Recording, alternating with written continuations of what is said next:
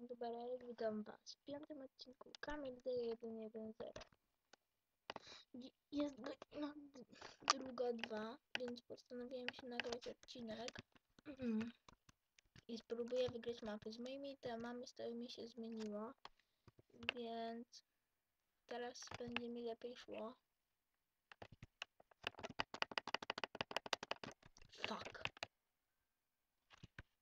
Kurde no.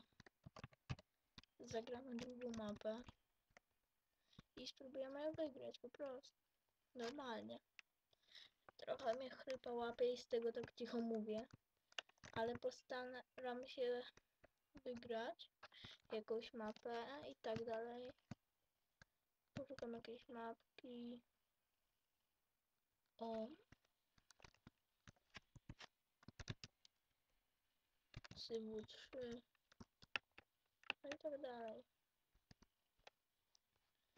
Tą mapę spróbuję wygrać. I zmieniać czanki.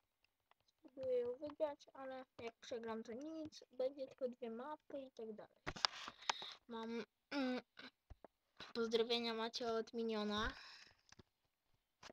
I ono chce mieć swoje ze mną na każdej mapie, to na tej mapie spróbuję z nim mieć. I tak jak mówiłem, itemy stałe się zmieniły, mam VIPa na 7 dni i mam monetów tyle, tyle. No, więc zaczynamy mapę za 20 sekund. Czekamy na odliczanie. Ciasteczkowe jest zagrożeniem moim, ale Minion nie. I Minion cały czas pozdrawia, bo to jest koksu. Wygrał mapę przedtem, poza odcinkiem. Sorry, przepraszam też za myszkę tą. Tak szumi. Głośniej niż ja mówię chyba. Ale kij z tym. Najważniejsze, żebym wygrał chociaż jedną mapę na odcinku.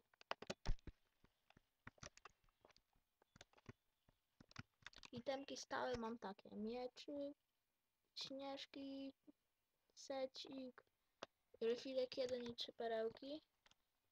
O, spadł. XD. Dobrze, to ja spróbuję pójść do typu teraz.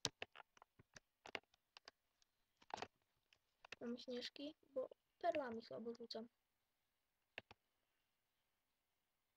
Jest perła, fuck. A nie dobra.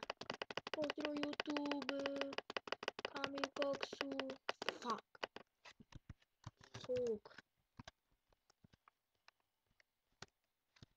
I był ze mną Minion i ja się z wami żegnam. Pa. Na razie.